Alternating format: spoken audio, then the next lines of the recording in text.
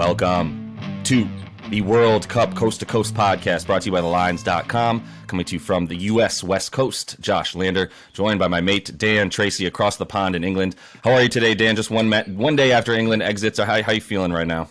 Deflated, I think is the word. A bit hungover. Sorry for all you younger listeners there, but yeah, I mean it's obviously what happens in the World Cup. I mean, a lot of people are saying, "Oh, it doesn't feel like a World Cup because it's November." But when your team goes out the World Cup, it really does feel like the World Cup. So it is what it is. You know, I think at the start of the tournament, if someone said to you, you'd get to the quarterfinals and go toe to toe with France, you'd go, "Okay, that's pretty much par." But the way England played, especially last night, didn't really deserve to go out. And then you've got Harry Kane, and I'm a Tottenham fan. He's a Tottenham player, so it just adds a bit more salt into the wounds. But we move on because, as I said to you last night over Twitter, the two bets that I backed beforehand are won, and they were both sort of French-based bets. So kind of soften the blow ever so slightly. That's kind of very good sort of, good case, bad case scenario, yin yang, if you will. So I'm up financially, but down emotionally, and that's kind of balanced it back out. Yeah, absolutely. And a few more quid in your wallet probably at least softens the blow, like you said. We're going to try to do that here and continue to ride the wave that Dan Tracy has created for us here with some really solid picks this tournament, and definitely in that France-England match as well. Adding a little bit more salt to the wound, they would have played Morocco, who is not one of the better teams in the world, but I don't know that anybody wants to play them. They're taking on France in the semifinals. That game is on Wednesday, the 14th. We're going to kick this one off with Argentina and Croatia, which is on Tuesday, the other semifinal match. I also want to remind everybody that we're covering these two matches. We'll also have the third place match as well once this semifinals is done, and the finals as well. Obviously, everything you'll need to know there from Dan on these videos. So like and subscribe, as well as on thelines.com. That's where Dan has all of those articles about each and every one of these games coming at you all the way until the end of this World Cup, and then he'll take a very long hibernation and get some more sleep. But today, like I said, we're going to kick things off here with Argentina and Croatia.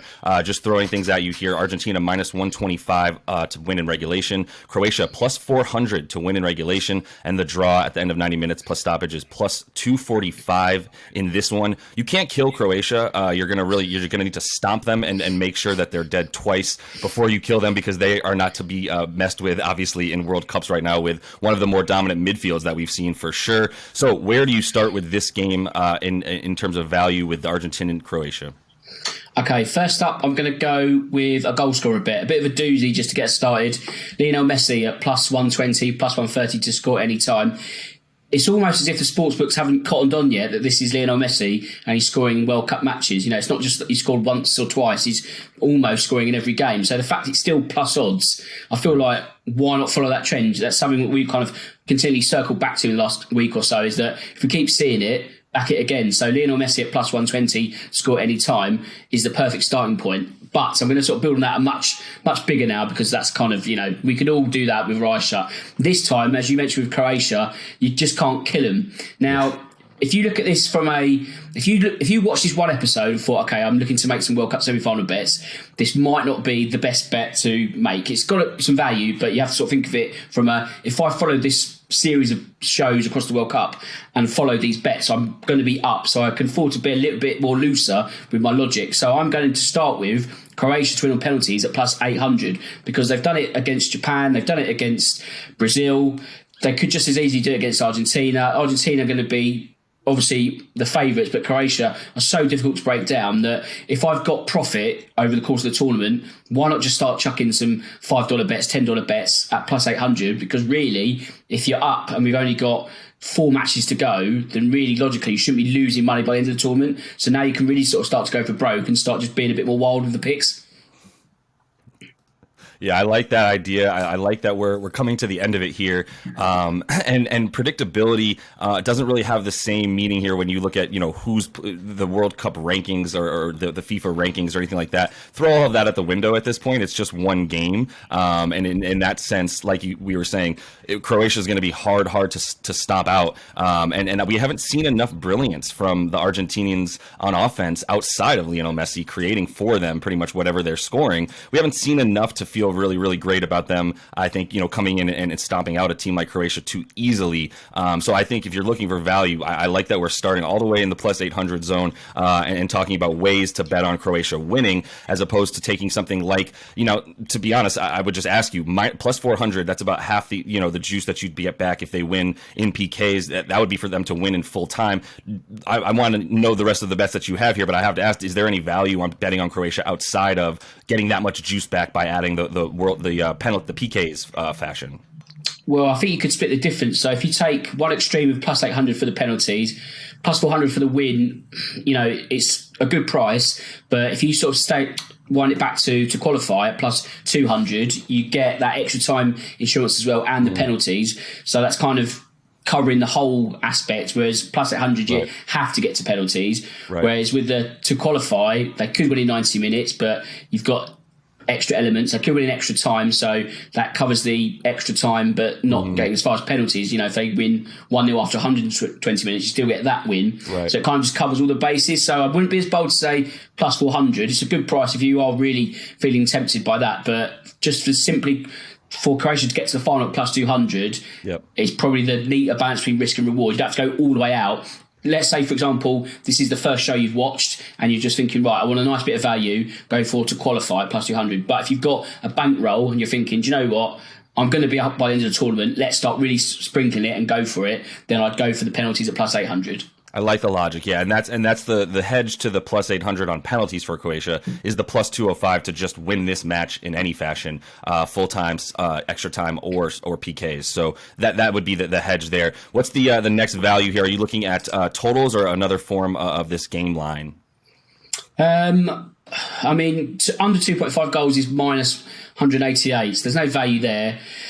Argentina conceded against Australia. They conceded against the Netherlands. So it could be that actually over 2.5 goals is the value at plus 150.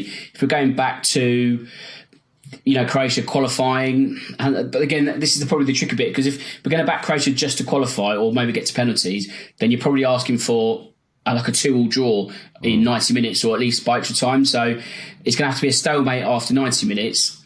Can you see a 2-2 draw in 90 minutes? Probably not. So then you're going back to that under 2.5 goals at 1-1 draw at best, really. So, if you're trying to squeeze a bit more juice, you go for the over 2.5. But the sportsbooks aren't silly. They are identifying this as an under 2.5 goals game. So sometimes you just got to sort of follow that logic. So maybe the goals bet isn't the best one. It's maybe just sort of really nailing your colours to the mast and picking a country as to who's going to win.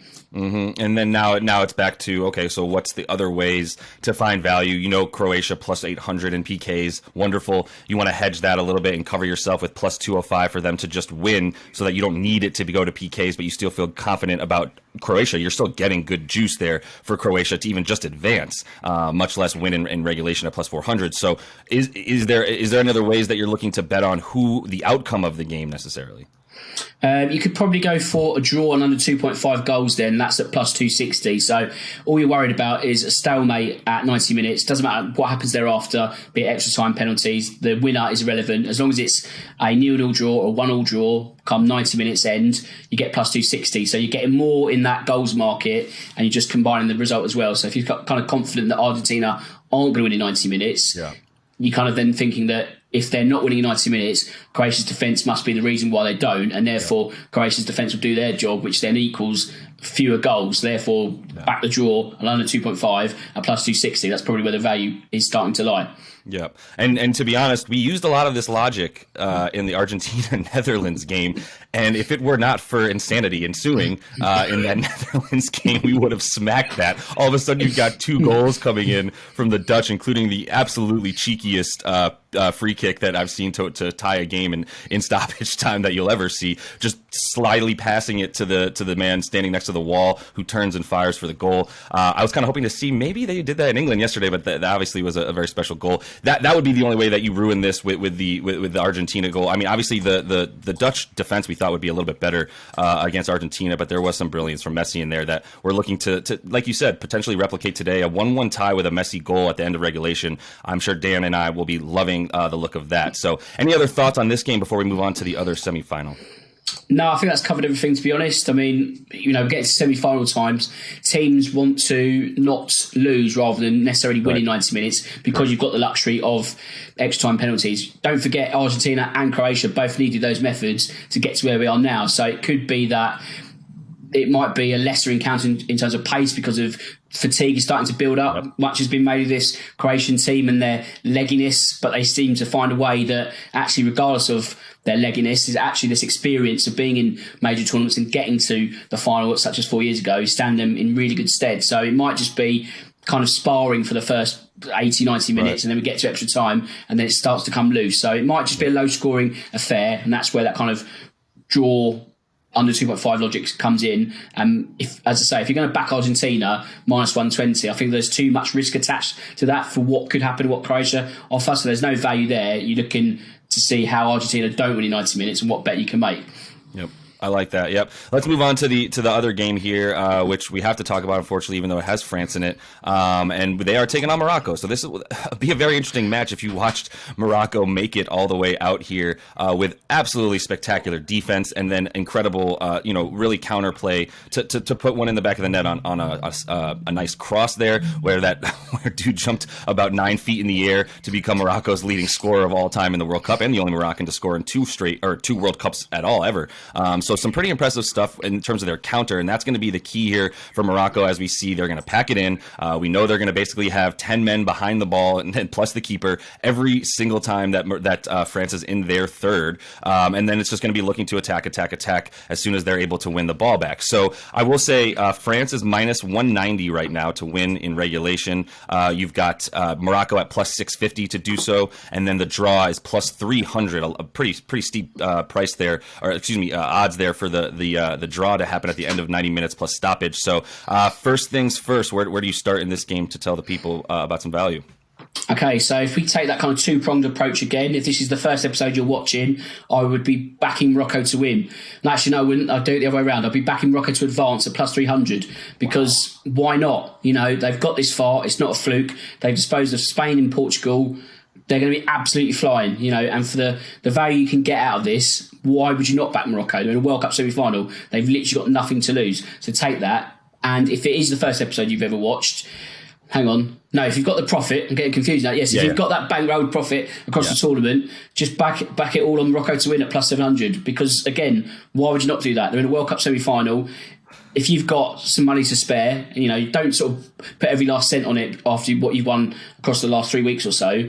But surely there's money going spare out of the accumulated profits over the past few weeks to just sprinkle it on Morocco and just enjoy the chaos that will unfold. Because why would you back France at minus 180? It just doesn't really make any sense. Yes, they are the World Cup holders. Yes, they are favourites to win. Yes, they probably will get to the final. But to make things interesting and to find that value, just stick it on Morocco to get there to the final by either 90 minutes and go really big, or just get to the final via extra time penalties. They don't have to win it in 90 minutes. They don't have to win it 120. As long as they win a shootout, you get plus 300. Again, why would you not do it? I don't have a good reason for you. If you've watched their keeper in PKs as well against Spain, he looked absolutely incredible. I would say that some of those Spanish PKs were worthless, but he has looked really, really good throughout. I mean, if you look at the goals that they've given up in this World Cup, few and far between, just the one to Canada in the group stages, and other than that, no goals that they've allowed outside of obviously a few PKs. But other than 2 minutes into the game against Canada, they are not allowing a goal against the Belgium at the time, the third-ranked team in the world, Spain, the seventh-ranked team in the world, and Portugal, the ninth-ranked team in the world. So why would you not continue to feel good about the way that they're packing their defense in and just keeping themselves in the game and finishing their chances? They actually look really, adept on the counter, stringing passes together, getting guys into the right spaces, and looking really good there. So I'm not going to argue with you at all. The only thing that I would ask you about here a little bit before we even move on to another pick is France. Kylian Mbappe was locked up. They did a wonderful job of having at least two guys, if not three, the moment that he had the ball on the attacking third on the left side, they were surrounding him. They were able to do that because they also have 2 to 3 other defenders who are of the best in the world, right? Maguire, Stones, everybody in the back line there, very, very solid. So you can allow Olivier Giroud to be played one-on-one a little bit more. Maybe Griezmann doesn't need 2 guys around him because Mbappe's got 3. If Morocco decided to employ the same strategy of 3 guys on Kylian Mbappe, Now you've got plenty of other guys in space for the French. Is there any fear there, or do you think that and I guess I'm asking you this to transition to a conversation about the total, because I'm wondering if you do think that this game continues to trend the way that Morocco has loved these games to trend, which is 1-0, 2-0 at best, and not allowing a goal.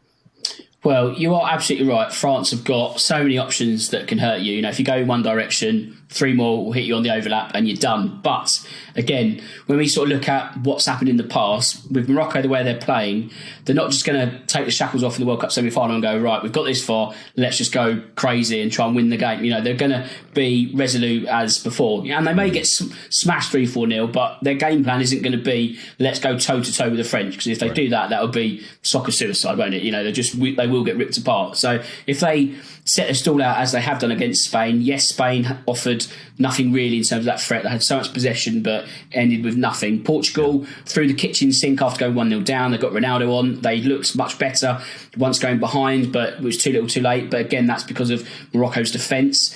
So when you sort of factor all that in, I'm looking at a tie or Morocco in the double chance and under 2.5 total goals at plus 200.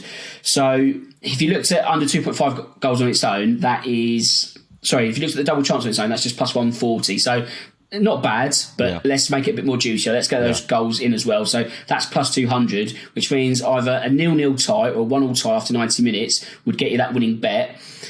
And if that bet is won, then you've got 30 minutes or penalties to unlock the next one. So they kind of... It's like a domino effect. You get one, you might get the second. So again, we're not really worried about what France can do because... It's a World Cup semi-final. It could go right, but it could go wrong because it's gone wrong for Portugal and Spain before them. So I'm just not really looking at France for value. The only value really comes with, I don't know, like Mbappe or Giroud to score, but they're kind of doozies as well. They're almost free hits. So you could build your bankroll, but I kind of just like the thought of Morocco and causing that more chaos. You know, we're kind of at the World Cup semi-final stage. There are no flukes. Everyone's there on merit. So why not go a little bit crazy with the picks? I completely agree. I love that we're continuing to agree more so than we maybe did in the round of 16. But in this one, for sure, and I wish I would have listened to you, by the way, in the round of 16 a bit more. That said, the under 2.5, if you can get that in any way, shape, or form in the game, but find value on it, I completely agree. Even if you get, now if you talk about the double, not even the double chance, if you talk about France parlayed with a total in there and you say France under 2.5, let's say, that's plus 180. So there are a few ways that I could see you finding value on France, but I would still be terrified of France win and under 2.5 goals, just because a 2-1 victory just doesn't seem quite as likely in that scenario, right? So I think for this one, the under with the Morocco in the draw tie. You've got so many bases covered there. I absolutely love it because that game theory works so well together of the goals remaining sort of scarce in order for Morocco to be able to hang around. You can get that draw in there as well, and if they get a random header the way they did in the other game against Portugal, now you're looking at them having the 1-0. Basically, if Morocco goes up 1-0, that bet looks just absolutely perfect, essentially sparkling. So, and then I love the idea of being able to run with some things in the live odds in the live betting market there. Once this game starts, I want to ask you about one more bet that you might have for us that I know will also be on thelines.com in your article. But I got to ask while we're on the subject, what would be some sort of live angles that you might be looking at here based on the way that this game might play out? Well, I mean, if you remember our long shot competition episode, that's the word. One of the bets was to back an African team to win the World Cup. Morocco, of course, are African. So what I'd be looking for is if they get to the final, let's say if they get the final and it's Argentina, they're probably going to be something like, I don't know, plus 800 to win. But if you'd already backed that African team to win the World Cup, you can then just hedge that against Morocco winning the World Cup. So maybe think one step ahead. We shouldn't get too far ahead of ourselves, but there's certainly an opportunity to lay Morocco off in terms of if you already backed an African team to win, you can't really lose in the World Cup final. So bit of 4D chess here. It's all starting to come together quite nicely. But in terms of this game, I'd probably say, I mean, both teams to score plus 125. Let's say that 1-1 draw, and then it gets to extra time and so on and so forth, and who knows what might happen. That might be a little bit of value. And again, I think that's a case of Morocco need to score first to really sort of entice France. I think if it goes the other way around, we could be in trouble. So it's either going to be Morocco being absolutely resolute in defence or doing a similar scenario to Portugal on Saturday, getting that first goal, and then just withstanding anything on it, everything that comes their way. Yep. Yeah, and that's what we're hoping for is the way that this goes, because like you said, if this game gets opened up by France earlier than we'd like, now we're in trouble, because the Moroccans don't have the roster or even the style of play to come back from a deficit, especially greater than 2-0. I would never count this team out at all, but we haven't seen their ability to sort of put it on you and keep the pressure on you to be able to hold the ball in your third and things of that nature. Things you need to do if you're going to sort of get back into a game and control the ball a little bit more. So, but let me allow you one more. Is there any other areas of value that you're looking for before we head out on this one? Probably Olivier Giroud to score. I like the look at that because he's in form, isn't he? You can get about plus 190, plus 200. Yeah. I wouldn't be, maybe even actually Sofiane Amrabat if you're looking for a Moroccan player to score, because we focus so much on French players that, you know, if Morocco are going to score, someone's got to get that goal. You can get him on, you know, something as stupid as like plus 2,000, you know, really big odds. So maybe just look at the Moroccan team and just think, you know, there's a name that you could sort of pluck out and think that might be worth a bit of a sprinkle there. So don't necessarily always just think the French goal scorers we're going to win. Sure. If Morocco are to score, make this game interesting, back one of those, and who knows, you might get some big winnings before full time. Yep. I would concur. I think, you know, obviously the name Youssef En-Nesyri is the one who's been putting goals up for the Moroccans this World Cup, 3 of them, and now, or 3 in his career, and has scored in 2 separate World Cups for them. So you know, and like I said, jumped about 9 feet in the air to get that header on the Portuguese keeper yesterday. So that looked really good. Sad to say that our semifinal episode is over. We do still have 2 more videos for you guys. Like I said, make sure to come back to us, like and subscribe. We are going to be bringing you the third place game after the semifinals here, and then obviously the finals as well, which Dan will have plenty for you guys in that we will both be bringing you there. So continue to follow along, and until we see you next, happy betting.